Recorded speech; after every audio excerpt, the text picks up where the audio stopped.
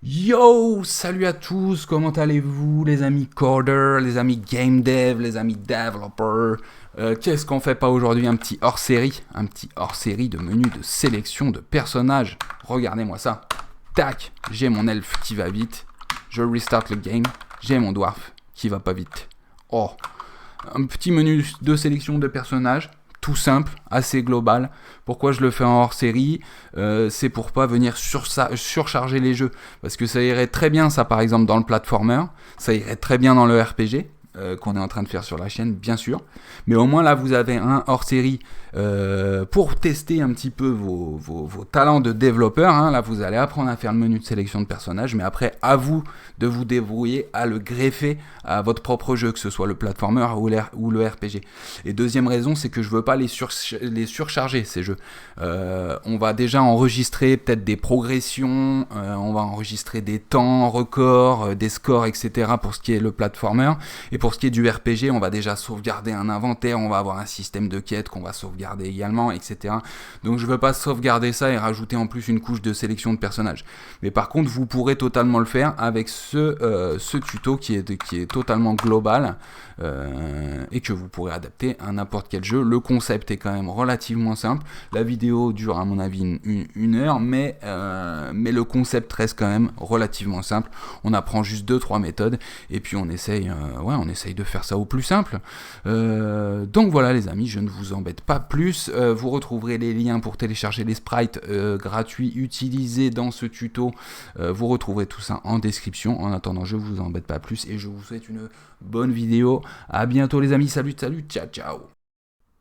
Alors c'est parti, sans plus attendre, on se retrouve dans le projet. Alors pour gagner du temps et ne pas refaire les bases indéfiniment, j'ai déjà importé quelque chose, créé quelques objets, histoire qu'on repasse pas ce qu'on a déjà vu 1000 fois sur la chaîne.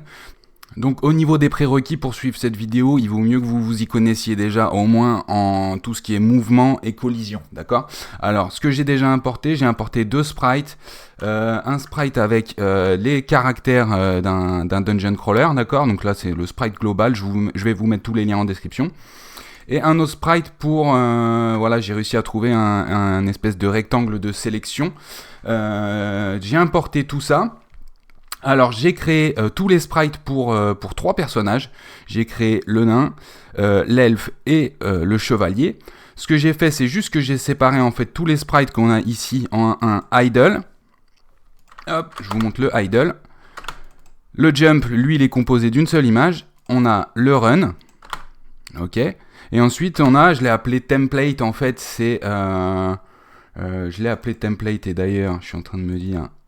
Hop, normalement, on serait censé avoir qu'une seule image. Mais en fait, c'est juste pour avoir un masque de collision sur le template, d'accord? Comme ça, on va pas utiliser le masque de collision de chaque personnage, de chaque sprite. On va avoir le même, quelle que soit la position, et du coup, ça va éviter les bugs de collision, etc., etc. D'accord? Hop, là, je supprime juste tout ça. Donc, c'est juste pour vous montrer que seul le masque de collision de ce sprite-là va m'intéresser. Donc, j'ai les mêmes sprites exactement pour tous les personnages. Voilà pour ce que j'ai importé. J'ai créé un objet player qui pour l'instant est vide, on va le faire ensemble. J'ai créé une room avec laquelle à l'intérieur j'ai juste mis un tileset histoire qu'on puisse voir nos mouvements et j'ai mis des objets collision. Donc ici on a un sprite collision, un objet collision, il n'y a pas de code dedans. Et pour ce qui est de menu, voilà, j'ai créé un objet select box avec le sprite qu'on retrouve ici. Donc déjà en fait avec ça, normalement si vous avez bien suivi la chaîne déjà, vous y connaissez assez pour faire tous ces sprites, comme ça on n'a plus qu'à coder directement. Ce qu'on va faire dans un premier temps, c'est qu'on va se paramétrer en fait les mouvements de l'objet joueur. Vous voyez, l'objet joueur pour l'instant est vide, il n'y a pas du tout de code. J'ai créé un événement créer, étape et dessiner. Je lui ai juste mis un sprite comme ça, night ici.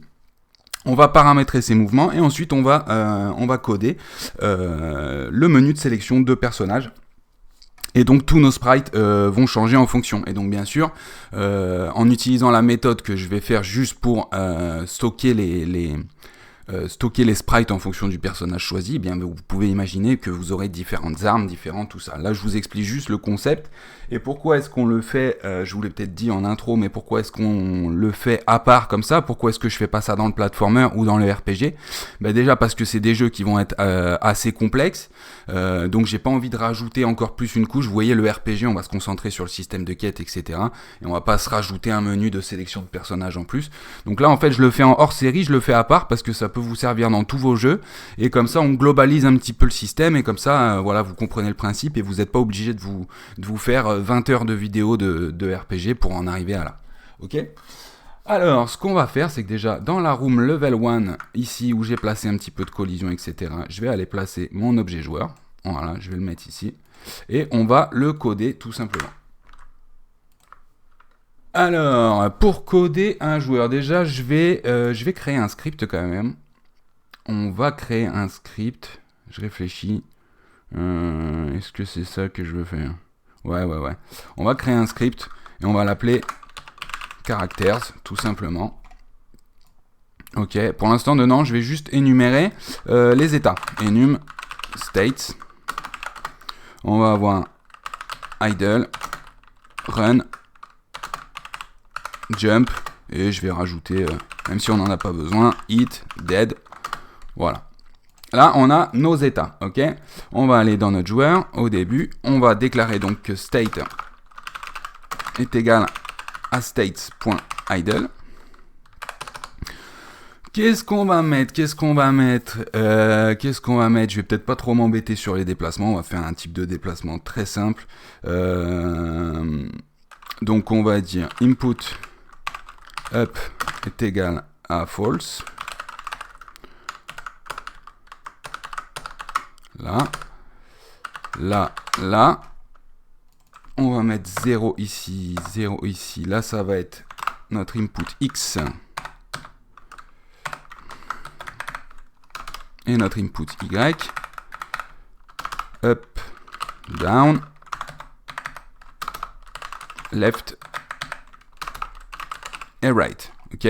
Donc là, on est à false partout et on est à 0 pour input X, input Y. Tac. Du coup, on va avoir un move speed qui va être égal à 2. Et on va avoir une move direction qui va être égale pour l'instant à 0. Ok, on va vérifier tout ça. Alors les inputs, ça vous connaissez, on va récupérer en fait, les inputs au clavier. Donc ça va être keyboard check. Et c'est keyboard check, on vérifie tout le temps. Hein. On vérifie à chaque frame si la touche est appuyée. Et ça va être VK up.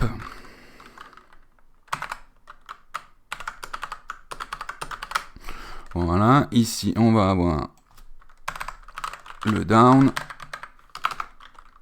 le left, le right, et bien sûr,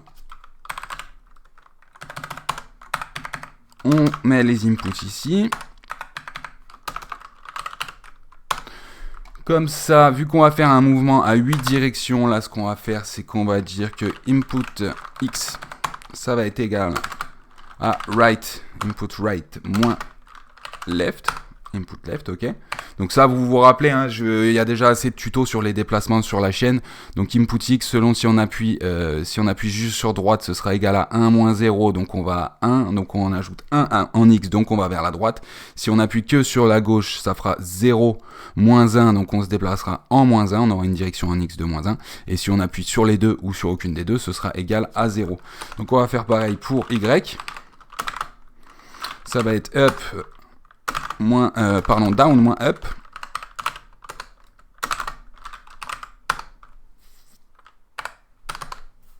Et à partir de là, on va pouvoir calculer une direction. Alors, on va dire que move direction est égal à point direction de X à Y de mon personnage vers X plus input X. Donc ça peut être X plus 1 ou X plus moins 1. Donc X moins 1, ok. Et Y plus input Y. Et donc là, on va avoir notre direction. Cette direction, par contre, on va la setup, comme ça. On va dire que si input Y n'est pas égal à 0, ou que input X n'est pas égal à 0, on va dire que si state est égal à state.idle,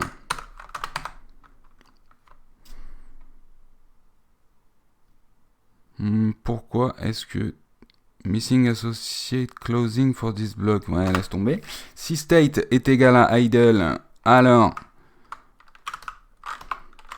state est égal à state.run.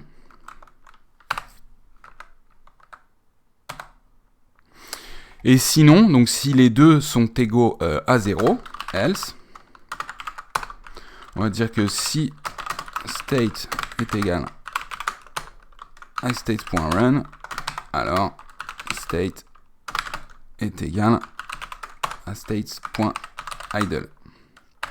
Donc là, tout simplement, si tu reconnais des inputs et que tu es en idle, tu passes à run. Et si jamais il n'y a plus d'input et que tu es dans l'état run, tu retournes idle. Comme ça, cette move direction et la move speed, on va la dire seulement si state est égal à state.run. À ce moment-là, on va calculer les directions, les move speed, etc. Et sinon, on va dire que hspeed est égal à 0 et vspeed, donc vitesse verticale, vitesse horizontale, est égal à 0. Ok. Et sinon, eh bien, on calcule notre direction et on va calculer la vitesse horizontale. Hspeed, ça va être égal à length, dire x. Donc là, ça nous demande la longueur et la direction. Donc ça va être move speed vers la move direction. Et on va faire pareil pour la vertical speed. Ici, ça va être le length dir y en fonction de nos inputs. Je réfléchis, mais je crois qu'on est bon. Dans dessiner, pour l'instant, je vais juste mettre un draw self. Et on va lancer ça pour voir. Ok, donc là, on a bien tout ça qui fonctionne nickel. On a un mouvement à 8 directions, ça c'est impeccable. Est-ce que je m'embête avec les collisions? Oui, c'est pour vous montrer les sprites tout à l'heure. Donc oui, on va se faire les collisions. Alors, on va dire que si place meeting, s'il y a une rencontre en X plus horizontal speed en Y avec un objet collision, alors dans ce cas-là, h speed est égal à 0. Et on va faire pareil pour les collisions verticales.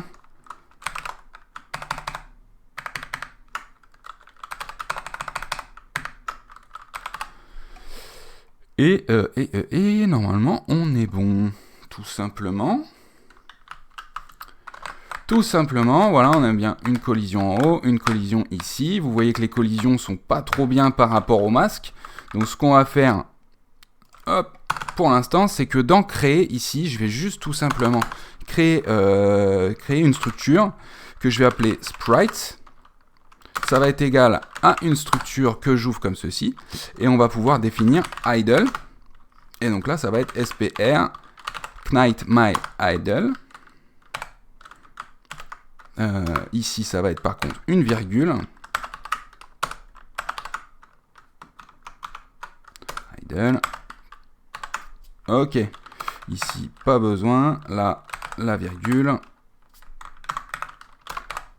Ok. Donc, on va avoir le run.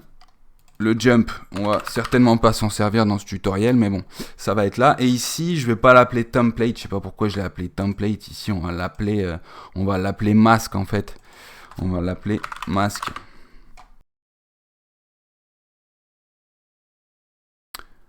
Alors, ici, du coup, ça va être run.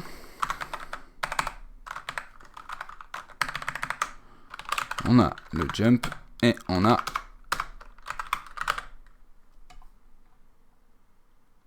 SPR Knight. Ouais, là, j'ai pas mis le sexe du personnage. En fait, j'ai écrit mal parce que apparemment, il y aurait deux sexes de genre pour les personnages.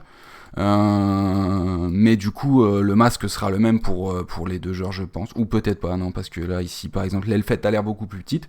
Bon, tout ça, c'est des petits détails, hein, ok. Donc ici, j'enregistre les sprites ici. Et là, vous voyez, pour l'instant, en fait, on utilise le masque de base. Donc si je le fais ici, on va dessiner ici le rectangle de collision pour voir. Je vais dire un draw set color si red. Après, on le remettra à la couleur par défaut. Et on va dire un draw rectangle. Et donc X1, ça va être bbox left. Ensuite, on a Y1, donc là, c'est le top. bbox right. bbox bottom. Ok, et outline, on va mettre à true pour dessiner seulement le tour de la boîte de collision. Donc là, vous voyez, j'ai ma boîte de collision en fait de base, mais ce qu'il faudrait faire dès le début, en fait, c'est dire nos sprites sont ici. Donc on va dire que le masque index, donc la boîte de collision, ça va être égal à sprites.masque. Ok, donc on récupère le sprite de cette variable, on récupère le masque de cette variable sprite, et normalement, ça, on va avoir le bon masque index maintenant. Vous voyez, il est bien plus adapté à mon personnage, et on gardera toujours le même, quel que soit le sens où on se retourne, parce qu'en fait, je vais vouloir avoir un type de comportement un petit peu particulier pour ce dungeon crawler. J'aimerais que mon arme, en fait, l'arme sera détachée du personnage. On fera sûrement plusieurs tutos avec ce dungeon crawler. Hein. L'arme sera détachée du personnage et pointera vers la souris, vous voyez. Et mon personnage regardera toujours vers la souris. Donc je pourrais reculer comme ça, aller vers en haut à gauche, mais pointer ici pour taper les ennemis, en fait, tout en m'enfuyant. Et partir comme ça. Je vais vous l'illustrer en vous disant, par exemple, que avant de se draw self, on va dire que si mouse X est supérieur à X, alors le masque index, l'échelle horizontale de l'image, donc image X scale, elle reste à 1, parce que par défaut, nos personnages regardent sur la droite. Et sinon, image X scale est égale à -1. Donc là, ça va me permettre de vous illustrer ça. Voilà, j'ai le personnage en fait qui pointe toujours vers ma souris, quel que soit le mouvement que je fais en fait, c'est indépendant des mouvements. Ok ? Bon, ben maintenant qu'on a paramétré tout ça, je pense qu'on peut se faire notre menu de sélection des personnages, histoire de pouvoir en fait, en fonction de notre choix, changer dynamiquement ici les sprites. Alors pour ça, rien de plus simple. Déjà, on va ranger un petit peu tout ça. On va ranger tout ça. Je vais pas avoir besoin de mes sprites ici. Et on va aller ici dans notre characters. Et on va déjà commencer par énumérer nos types de personnages. Donc on va on pourrait les appeler players ou quoi, parce qu'en characters, on va avoir les ennemis, on va avoir tout ça. Donc après, au niveau des noms des variables, vous faites vos petites tambouilles. Moi, je vous montre le concept, comme d'hab. Donc, characters. Ok. On va avoir quoi? On va avoir le knight. Alors là aussi, hein, je pourrais mettre homme, femme, etc., etc. Pour l'instant, j'ai que 3 personnages, donc voilà, je fais comme s'il n'y en avait que 3. Knight, GHT Knight GTH Je sais plus, je suis dans le doute. C'est pas grave, peut-être que je fais une faute. Vous débrouillez avec ça. Elf, on n'a pas de E. Et Dwarf, le nain. Voilà. C'est forcé à vouloir écrire en anglais quand on le maîtrise pas tant que ça.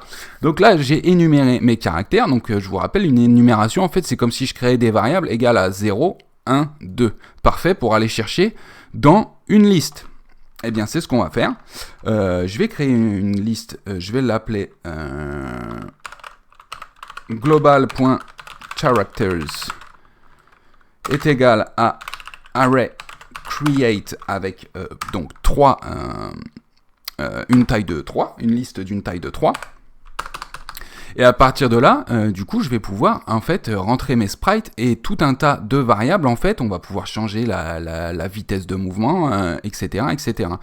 Donc, ce qu'on va faire par exemple, c'est qu'on va dire que global.characters, on va aller chercher à l'index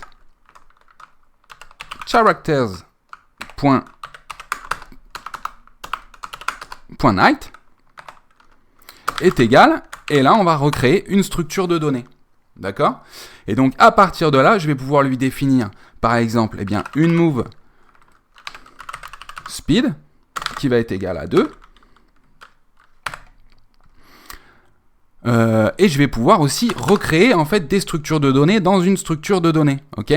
Alors là, par contre, c'est pas égal, du coup, vu qu'on est dans une structure de données, 1000 excuses, ça va être comme ceci.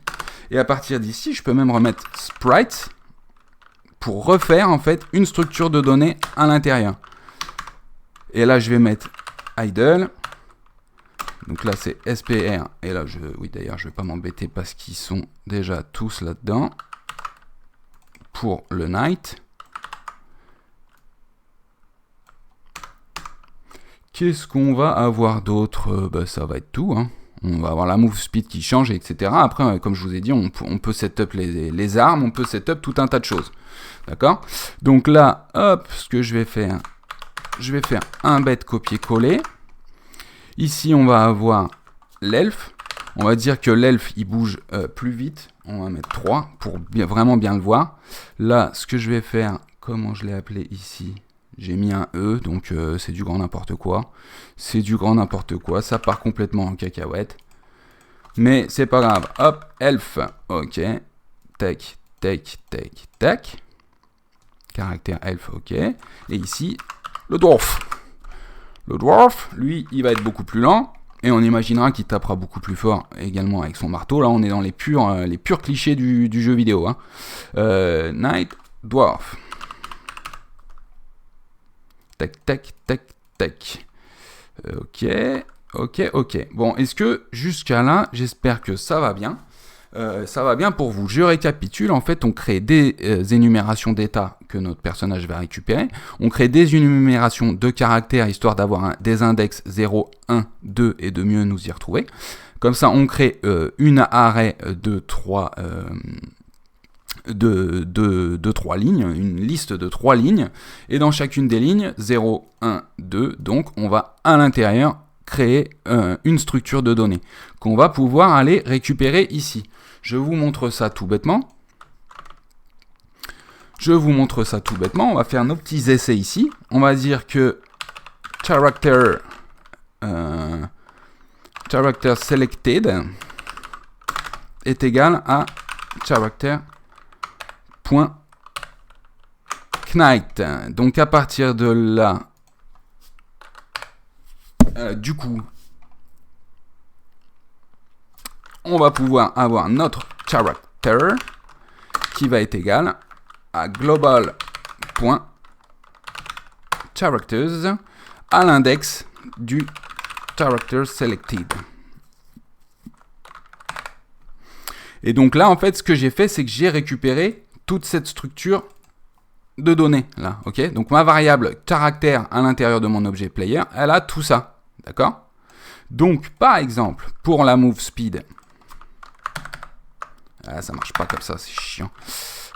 Pour la move speed,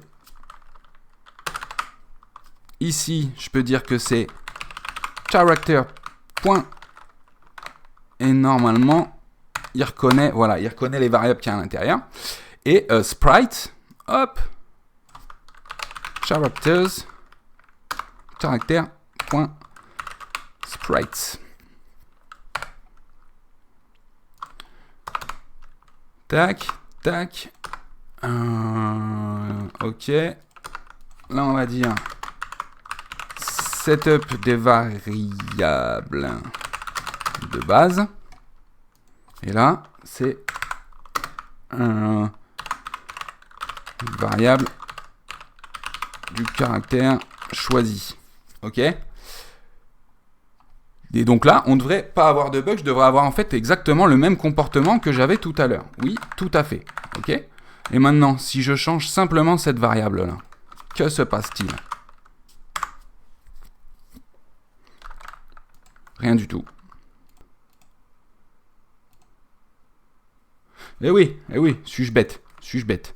Suis-je bête? Mask index, il est là.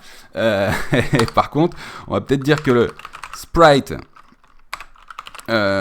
index est égal au début. Du coup, là, on est en idle. Donc on va aller chercher sprites.idle.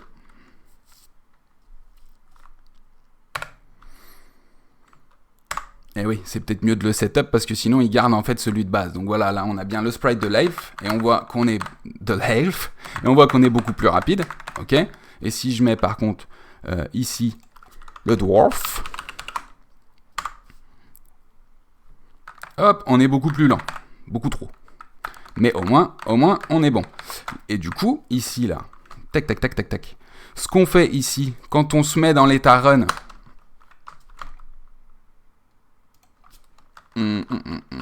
Hop, on va ouvrir ça comme ça. On va le fermer ici. Et donc, on a un state qui est égal à run et on a un sprite index qui est égal à sprite.run.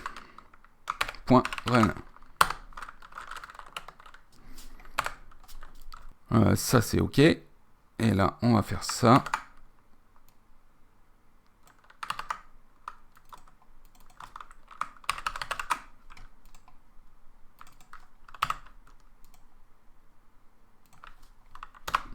Là, ici, on a donc le goToRun.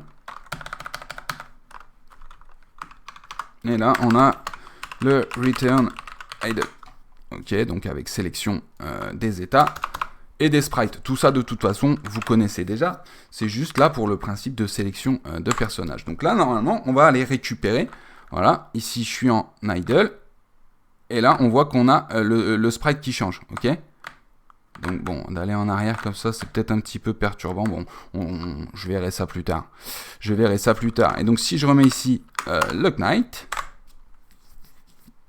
là on a bien les sprites de Knight. Dès que je me mets à courir, voilà, il a le bon sprite qui se met en œuvre. Ok.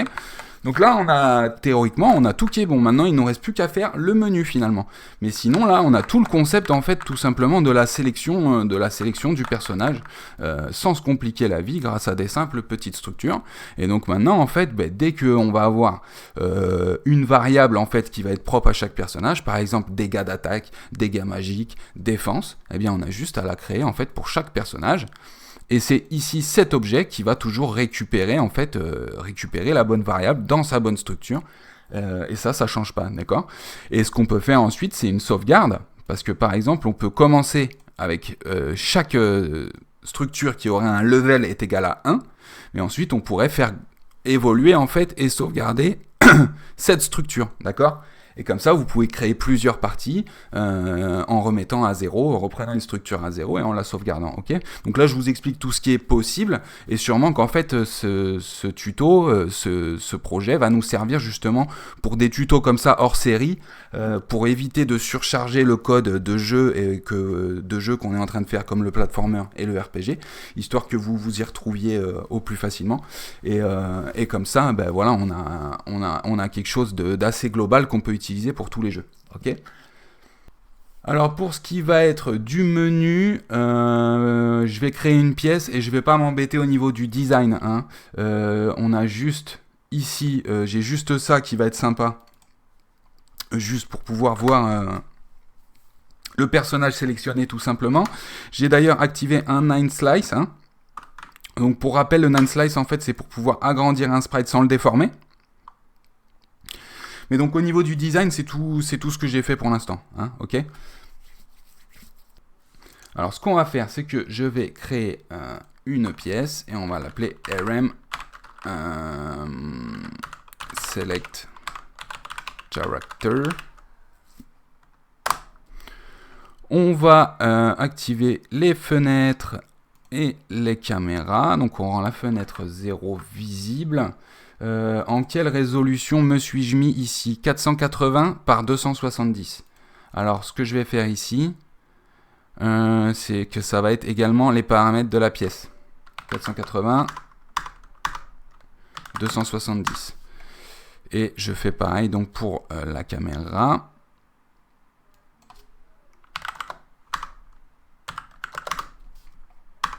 Est-ce que là je me suis mis en 1600? Ouais, je me suis pas embêté, je me suis mis en 16 neuvième et en 1600 par 900. C'est juste pour l'exemple de ce tuto. Ce qu'on va faire ici, c'est la déclarer en fait en première room. Et comme ça, quand je vais commencer à jouer, en fait, je vais directement arriver ici. Ok ? Et à partir de là, on va se dessiner nos 3 personnages. On va le sélectionner. On sauvegardera la sélection avant d'aller dans la vraie room. Et à ce moment-là, pouvoir initialiser en fait notre joueur. Ok ? Alors, on va créer un objet. Et on va l'appeler obj character selection. Je vais le remettre à la base du menu parce qu'en fait cet objet ne sera que dans cette pièce et on va peut-être avoir un script pour sauvegarder tout ça et récupérer. Donc je vais créer un script ici, character selection. Et je le mets ici. Je ne suis pas encore trop sûr. Je ne sais pas encore trop où je vais avec tout ça. Mais on verra bien. Pour l'instant, pour s'y retrouver, on va ajouter un événement créé. Un événement étape, je pense. Et un événement dessiné. Ou dessiner l'interface graphique. Peu importe. Parce que là, de toute façon, la pièce prend toute la caméra. La caméra prend toute la pièce. Alors, ce qu'on va faire, c'est je vais vouloir dessiner 3 personnages. Donc, un au milieu, un à gauche et un à droite. Donc, on va avoir 1, 2, 3, 4 parties. On va diviser l'écran en 4 parties. Ok ?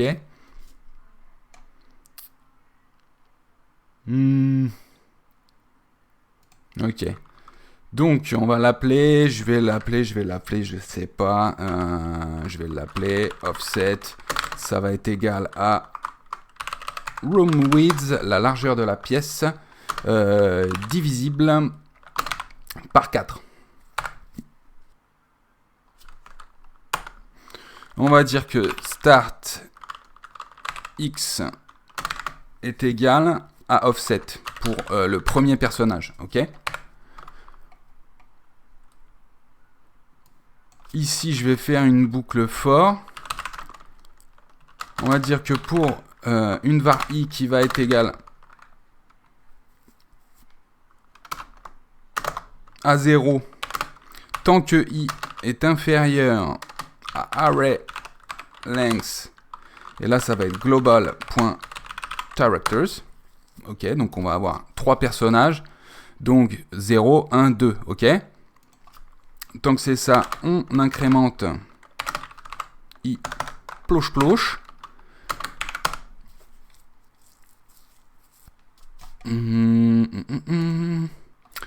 Et start y, on va mettre room height divisé par 2 plus sprite get height, et on va prendre n'importe quel sprite en fait, spr night mask par exemple. Ok, donc ça ce sera notre Et je vais mettre moins parce que c'est vers le haut, étant donné que l'origine, où l'ai-je mis l'origine de mon sprite? Non, l'origine est bien en bas, donc c'est un plouche. C'est un plouche.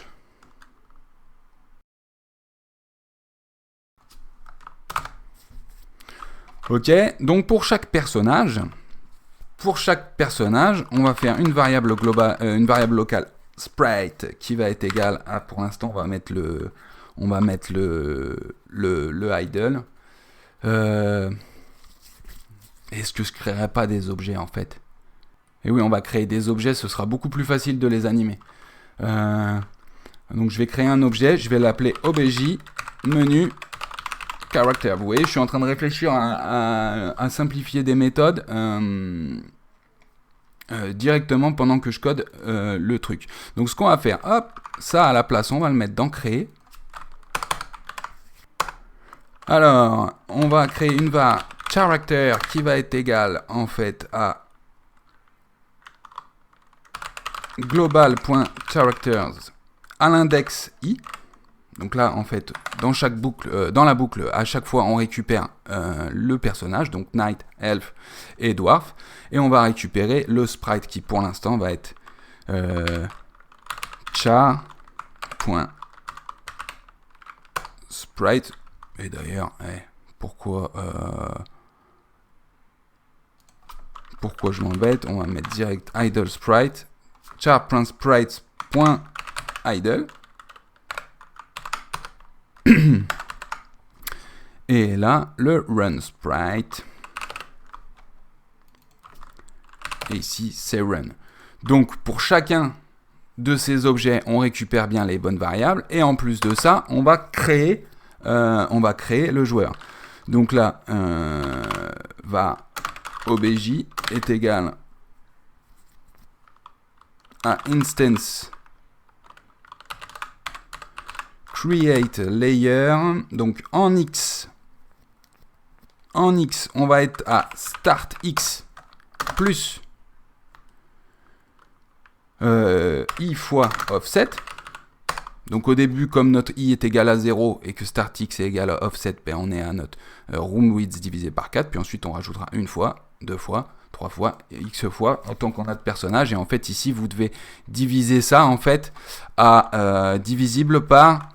On va mettre nombre de personnages plus 1. Donc, on va dire characters count. Ça, c'est pour vous, si vous voulez vous mettre plus de personnages, ok? Est égal à array length global.characters. Donc là, on a notre nombre de personnages. Et ici, pour faire rentrer ça de manière, en fait, régulière dans le dessin, eh bien, on ajoute juste 1, en fait. Characters count plus 1. Voilà, ça, c'est vraiment si vous voulez globaliser ça. Hein. Si vous voulez mettre à votre sauce avec 4, 5, 6 personnages. Et après, on peut même faire en hauteur un dessin pour, en fait, choisir l'homme ou la femme. Ou ça, après, on peut d'abord choisir notre personnage, puis ensuite le genre. Ça, il n'y a pas de souci. Du coup, create layer start x en start y. Le layer id, ça va être instances. Donc là, je vous rappelle, c'est le cal que vous voulez créer. Hein. Vous pouvez le rappeler email, etc. Ça, il n'y a pas de souci. Et quel objet crée-t-on? Bien, un objet menu character. Dans cet objet menu character, on va ajouter un événement créé. Et ici, on va dire que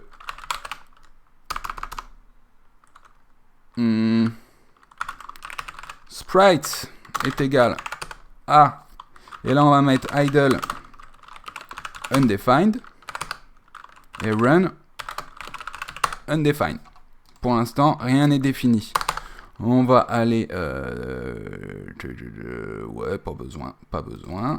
Dans mon objet ici character selection, donc une fois que j'ai créé mon objet, on va dire que objet.sprite est égal,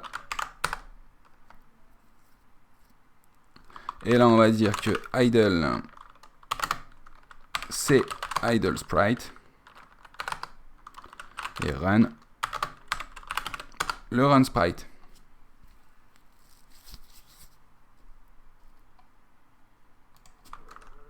Et à la création,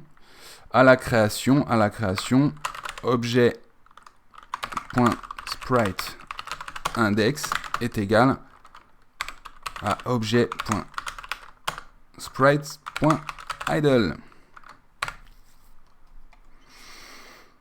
Est-ce que c'est bon là? Je n'en suis pas sûr du tout. Lançons pour voir.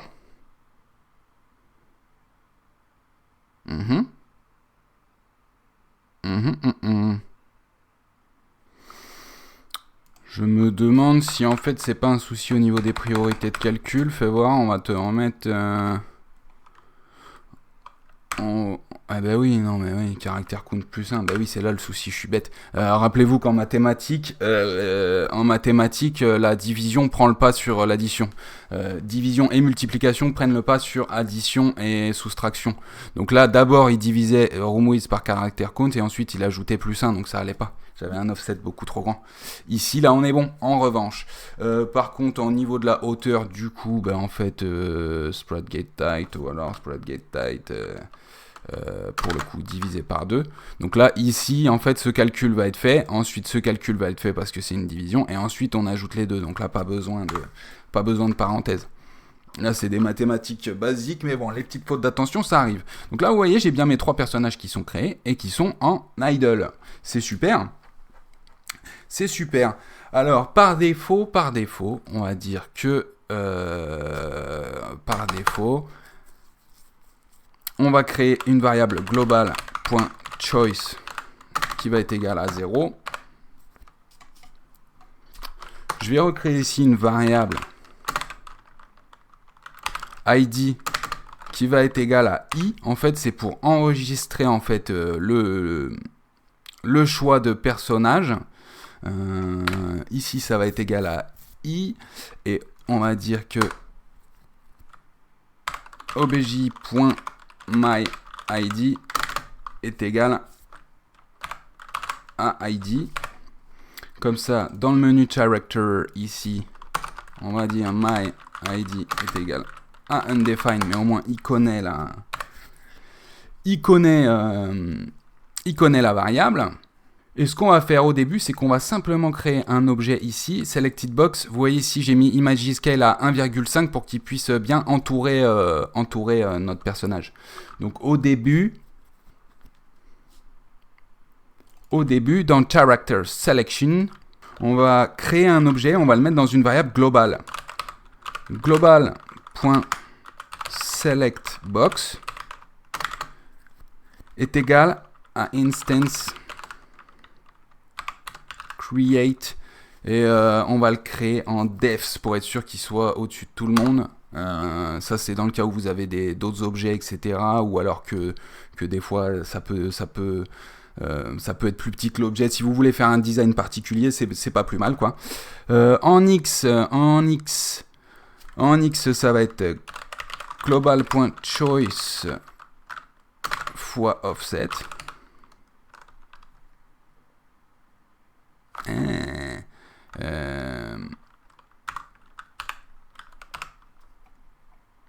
Ça va être offset plus global choice.offset. En Y, on va mettre le start Y, on va voir.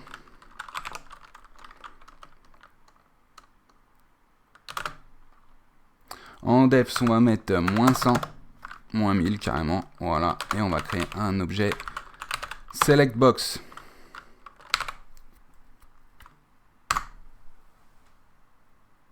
Je lance le jeu et du coup, ouais, ça va être start Y moins rack moins ce qu'on a mis ici. Hop, alors ce qu'on peut faire comme ça, quand on a vraiment une fonction qui est bien trop grande, on peut faire ceci,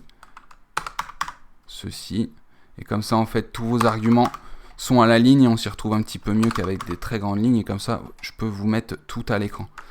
Hop, et ici ça va être 1 moins Normalement, du coup, on devrait être à peu près centré. Pas du tout. Pas du tout, pas du tout. Donc, tu me divises ça par 4. Là, je fais du pifomètre. Hein. Tac. Là, on est bon. Donc là, en fait, on a une variable selected character qui est égale à 0. Hein. On l'a toujours, on l'a ici. Le choix, en fait. Le choix est égal à 0. Et on va pouvoir ici, en fait, l'incrémenter. Et selon ce choix, ça va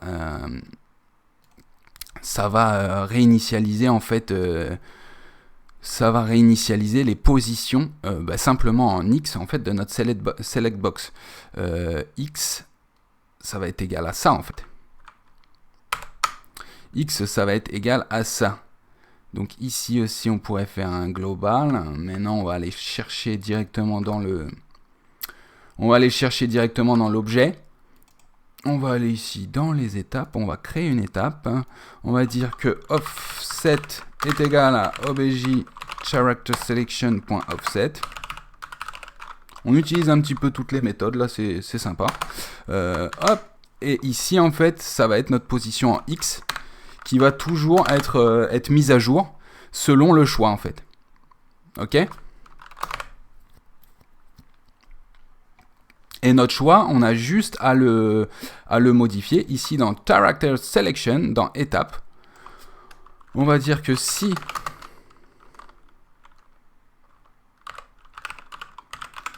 keyboard check, cette fois-ci, on va vérifier si elle est pressed. Et ça va être VK right. Alors, si on appuie sur la touche droite, on va dire que global.choice plus, mais on ne veut pas dépasser 0, 1, 2. D'accord? Donc, on va dire que si global.choice, une fois qu'on a incrémenté, si jamais il est supérieur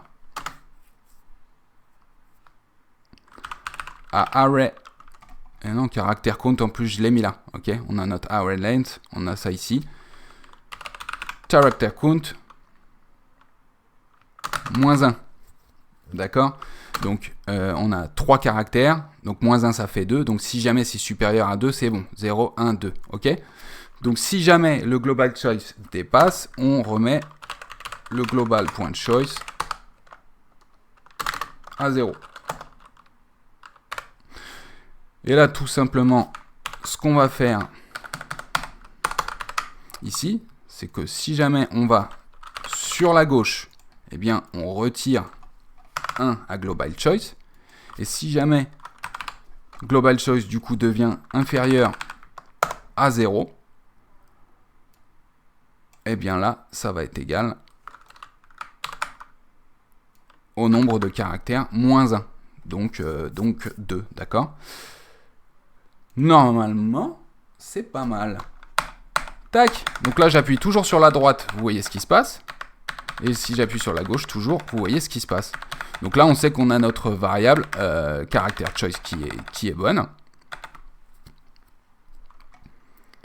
Et la seule chose qu'on va faire, pourquoi est-ce que j'ai mis un ID en fait qui va être qui est intégré directement myID ici dans l'objet, dans l'objet menu caractère.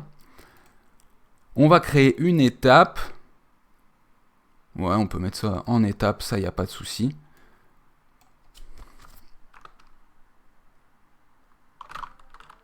On va dire que si global.choice est égal à myID, spriteIndex est égal à sprites.run. Ok, on va lui mettre la petite animation de marche quand c'est le personnage qu'on est en train de choisir. Et si ça ne l'est pas, else, eh bien, spriteIndex est égal à sprites.owl. Je lance le game, et vous voyez, regardez, mon knight est en train de courir. Si je vais sur l'elfe, c'est lui qui court. Et les autres personnages ne courent pas. Et donc, vous voyez, comme ça, en fait, je peux faire ma sélection de joueurs. J'ai l'impression que peut-être un petit souci sur les masques du dwarf. Ah ouais, c'est l'origin, tout à fait. Tac. Ah, pourquoi j'ai fait ça?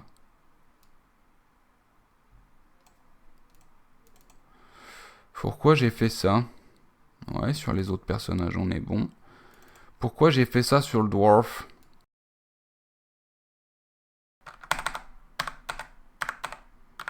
On a quand même l'impression quand quand il se met debout que ça saute un petit peu, mais bon. C'est dû au sprite, ça. Ok.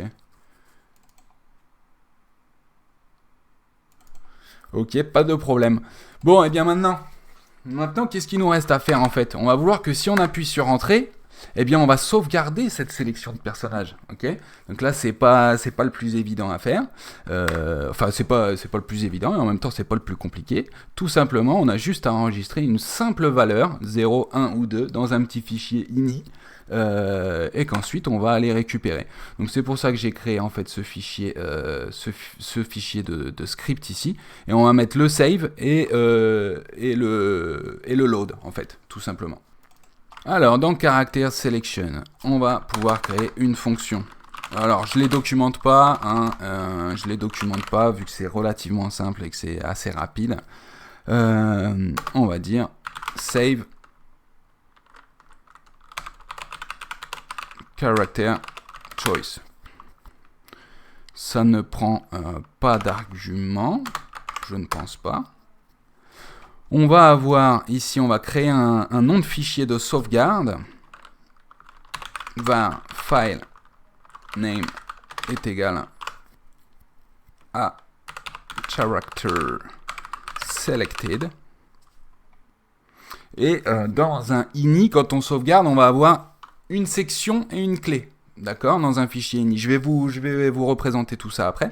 Mais donc on va avoir une var section qui va être égale à character, ou on peut l'appeler selection, et une var key comme clé qui va être égale à id. Et quand on va vouloir sauvegarder notre choix de caractère, ça va être quoi? Ça va être tout bête. On va ouvrir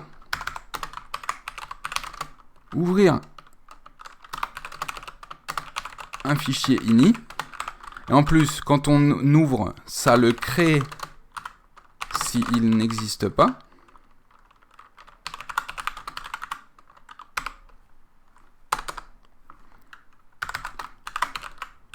On va enregistrer la valeur choisie.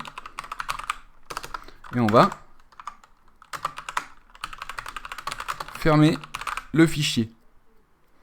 Après, je verrai si on fait un room goto ou pas. On va voir. Mais tout simplement, en fait, ici, dans Object Character Selection, pour l'instant, on va tout simplement dire que si keyboard check pressed vk enter, eh bien on appelle tout simplement la fonction pour l'instant save character choice. Voilà, ça c'est juste en fait pour avoir un debug là et vous montrer un petit peu ce qui se passe. Donc ici on ouvre le fichier ini, ça va être ini open. Ok, là il nous demande quoi? Le name. Super, on l'a enregistré ici. Fine.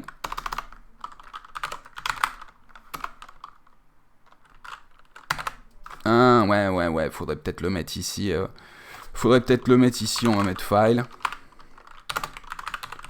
Section. Key. Et on va mettre la valeur. Donc, on ouvre le fichier.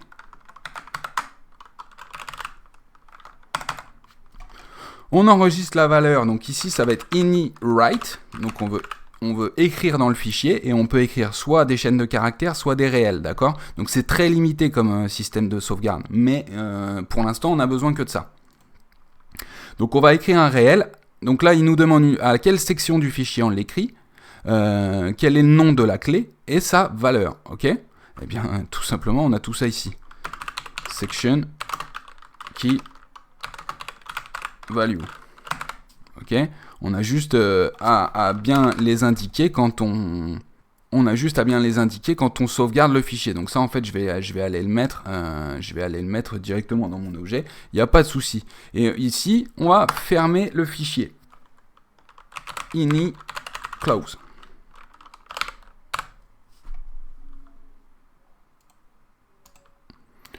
Ça, en fait, voilà, ici, on va dire que j'en ai pas besoin ici. Et on va se les mettre là. Ouais. On va mettre ça là. Et donc ici, on va appeler ça avec filename, section, key. Et la value, ça va être notre global.choice. Tout simplement. Je vais vous montrer ce qui se passe. On va voir déjà s'il y a un bug ou pas. Hop, je vais faire ça et je vais faire entrer. Maintenant, vous, si vous n'êtes pas sur Windows, vous regardez sur Google comment aller dans vos local app data. Sinon, sur Windows, vous faites un Windows R pour exécuter et vous tapez ici %local app data %. Ça va vous ouvrir un fichier dans lequel vous allez avoir, voilà, ici en fait, hop, essai dungeon crawler. Est-ce que c'est celui-là? Ouais, c'est essai avec un S. Ok, alors attends, c'est que j'avais peut-être fait des essais juste avant. Donc là, si je me remets là, j'ai aucun fichier au début. Et si j'appuie sur Entrée, j'ai un fichier caractère selected qui s'est créé, d'accord? Donc le ini open, ça crée bien le fichier s'il n'est pas, s'il n'existe pas. Là, je vais l'ouvrir avec le bloc-notes. Et là, vous voyez, j'ai une section qui s'appelle sélection. Et j'ai une clé qui s'appelle ID. Et le choix est à 1. Pourquoi? Parce que j'étais sur l'elfe. Ok? Et le file name, c'est bien caractère selected. Ok? Donc on peut soit créer un fichier pour chaque valeur qu'on veut sauvegarder, mais aussi dans un fichier, on peut enregistrer plusieurs clés dans une section et des clés dans plusieurs sections, etc. pour bien s'y retrouver. D'accord? Donc si là, je me rends sur le dwarf et que je fais entrer, est-ce que ça a bien sauvegardé? J'ai une caractère sélection qui est maintenant égale à 2. Donc c'est parfait. En fait, on sait qu'on sauvegarde bien. La bonne valeur. Donc qu'est-ce qu'il nous reste à faire maintenant? Une fois qu'elle est sauvegardée, on va à la pièce de jeu et on aura une fonction qui va en fait load ces données. Ok, tout simplement. Alors pour ça, rien de plus simple. On a simplement à dire, voilà, si tu appuies sur entrée, tu fais ça, tu sauvegardes et ensuite tu fais un room go to. Et d'ailleurs, room go to next. Hein. On n'a qu'une seule autre room pour l'instant. Mais là, pour l'instant, si je choisis même le dwarf, voilà, ça ne change rien. À mon choix. Pourquoi? Parce qu'il faut load tout ça. Donc, dans character selection, on va créer une fonction load character selected. En fait, je sais pas pourquoi je m'embête à faire ça, là. Hein, on va juste avoir ça. Excusez-moi, hein, des fois, vous connaissez, hein, la chaîne, c'est toujours comme ça. Des fois, je réfléchis, moi, en cours de route, ok? Tac, en fait, on a juste à enregistrer notre choix. Parce qu'ici, ça va pas changer. On peut se les mettre, en fait, directement ici en local. Comme ça, ici, je fais pareil.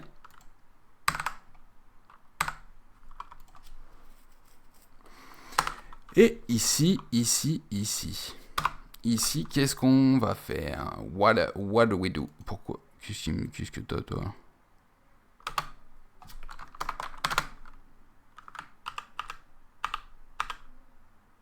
Fou ça, cette histoire-là. C'est fou ça. Bah écoutez, on va voir. Ouais, ok. Ok. Sans commentaire. Alors maintenant, qu'est-ce qu'on va faire? Hop, déjà, je remets ça au propre.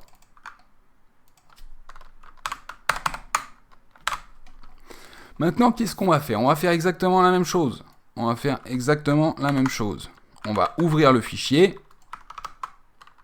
Bien sûr, cette fois-ci, il va forcément exister puisqu'on vient de l'autre pièce. On ne démarre pas directement depuis cette pièce. Sinon, ça va causer de toute façon une erreur. Ici, pourquoi tu me dis que c'est du global et tout, ça y est, t'as complètement pété les plombs, c'est pas grave. Mais ici, on va pas écrire en fait, on va lire la valeur. Read, on veut lire la valeur qu'il y a à la section. La key, qu'est-ce qu'elle nous demande par contre cette fonction? Elle nous demande quelle valeur tu veux lire, enfin la clé, quel est le nom de la section et quel est le nom de la clé que tu veux récupérer. Mais il nous demande une valeur par défaut. Ok, donc par défaut, on va mettre 0, mais ça, c'est dans le cas où il ne trouve pas de fichier, ou que le fichier n'existe pas, ou que la section ou la clé n'existe pas.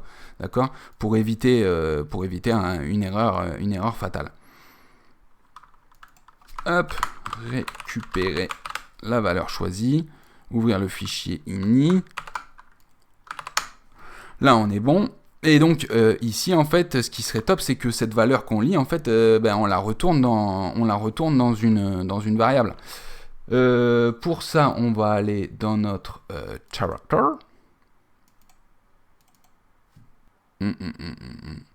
Est-ce qu'on fait ça en global? Est-ce qu'on fait ça en global ou pas? On va faire ça en global. On va dire global.characterSelected. Et du coup, ici, il faut le rajouter aussi. Global. Ici, ça va être égal à undefined. On va avoir un setup qui va être égal à false. Et du coup, on va se le mettre ici. On va dire if not setup. Si le personnage n'a pas encore été setup, on va faire certaines choses. Mais tant que c'est pas setup, on va faire un return. On va faire un return, tout simplement. Le setup, en fait, il va prendre tout ça. Mais à la condition if not is undefined global.characterSelected. Donc si on arrive enfin à trouver une valeur là-dedans, eh bien tu peux setup le joueur. Du coup, là, ce qu'on va faire, c'est qu'on va initialiser quand même les variables. Character, c'est undefined. Move speed, c'est undefined.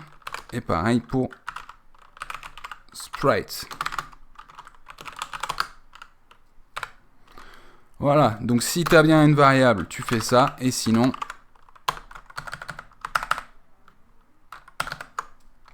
return.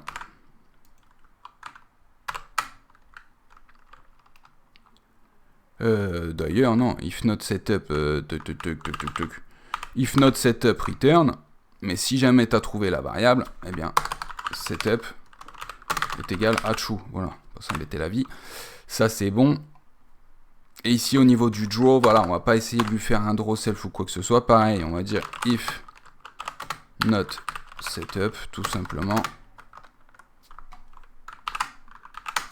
Oh! Return. Ok. Donc au début, notre personnage, il est toujours pas setup, il n'y a rien, parce que on a une variable global.characterSelected qui est égale à undefined. Mais donc, tout simplement dans notre fonction characterSelection, ici, on va enregistrer ça ici. Donc cette fonction maintenant ouvre le fichier, récupère la section et la met dans un global.characterSelected, mais il faut appeler cette fonction. Et cette fonction, je ne vais pas m'embêter, je vais l'appeler dans le joueur. Bien sûr, après vous pouvez faire objet main ou quoi ou qu'est-ce. Hein. Donc si jamais la variable n'est pas undefined characterSelected, eh bien on setup le joueur. Mais sinon, si jamais elle est undefined, eh bien load characterSelected les amis. Et c'est tout simple. Maintenant, essayons de voir s'il n'y a pas une petite erreur. Hop, je prends l'elfe. J'ai l'elfe, les gars. Je fais un... on va peut-être par contre faire un truc. On va dire if keyboard check pressed. On va dire espace pour... non, allez, quand même R pour restart. Horde R. Donc si jamais j'appuie sur la touche Alt, R, game restart. Voilà, ça c'est juste pour pouvoir retester sans relancer le jeu à chaque fois. Je prends le knight, ça fonctionne, la vitesse, tout fonctionne. J'appuie sur R, je prends mon elfe, ça fonctionne, il va bien plus vite. Collision avec le masque index de left, pas de souci, pas de souci, pas de souci. R, je vais sur le dwarf, vous voyez, masque de collision du dwarf, pas de problème. Collision impeccable, les mouvements du dwarf, enfin ben voilà quoi. Bon les gars, j'ai un petit peu rushé ça. Combien on doit être à 1 heure je pense de vidéo. Je suis un petit peu plus, mais avec le montage, on doit être à 1 heure de vidéo. J'ai un petit peu rushé ça. Je sais pas si j'ai aussi bien vulgarisé que d'habitude. Mais bon, étant donné que c'est un petit hors-série qui se suffit à lui-même, voilà, je pense que vous avez ici toutes les infos pour avoir les bases d'un menu de sélection de personnages sans souci. Et donc comme ça va m'éviter de surcharger, comme je vous l'ai très certainement déjà dit, le RPG par exemple. Mais une fois que vous saurez comment, quand on va sauvegarder par exemple l'inventaire dans le RPG, eh bien ici ça va être pareil, rien ne vous empêchera de faire un menu de sélection de personnages dans votre RPG, et puis ensuite que la sauvegarde suive en fonction. Enfin, tout ça va pouvoir s'adapter à tous vos jeux. Donc voilà, je vais essayer de vous faire, en plus du RPG et du platformer qu'on va finir, mais je vais essayer de vous faire un maximum de hors-série pour que vous essayiez, et c'est là que vous allez voir si vous êtes un bon programmeur, si vous arrivez à greffer ces systèmes et les adapter à votre jeu, à votre code, d'accord ? Plutôt que de répéter, juste de vous dire, il faut qu'il me crée le tuto de menu de sélection de personnages pour le platformer et pour le RPG. Non, là je te l'ai fait en global, je te l'ai fait en hors série, et puis à toi de le faire pour les deux jeux, de t'adapter. Voilà les amis, j'espère que ça vous a plu. En tout cas, moi c'était un plaisir à faire cette vidéo. Bon, c'est assez rudimentaire, hein. C'est assez rudimentaire, mais ça fonctionne. La base est là, tout le concept est là. Je me rappelle plus qui m'avait dit sur le Discord qu'il avait fait un menu de sélection de personnages. Donc dis-moi, je suis très curieux de savoir si le tien est plus simple et plus complexe. Est-ce que tu t'es compliqué la vie, ou est-ce que c'est moi? Voilà, n'hésite pas à me faire tes retours. N'hésitez pas tous de toute façon à me faire vos retours, que ce soit en commentaire sur le Discord. N'hésitez pas à vous abonner à la chaîne si c'est pas déjà fait. N'hésitez pas à rejoindre le Discord si c'est pas déjà fait. Tous les liens en description. Et en tous les cas, les amis, pour la prochaine vidéo, nous on se retrouve sur le RPG. On va tout doucement avancer vers la création des quêtes, hein. 2-3 petits trucs à fignoler avant, mais ça y est, on va y arriver les amis. C'est inévitable. Bon, eh bien moi je vous souhaite une bonne fin de journée, un bon code, et puis à la prochaine les amis. Allez, salut, ciao, ciao.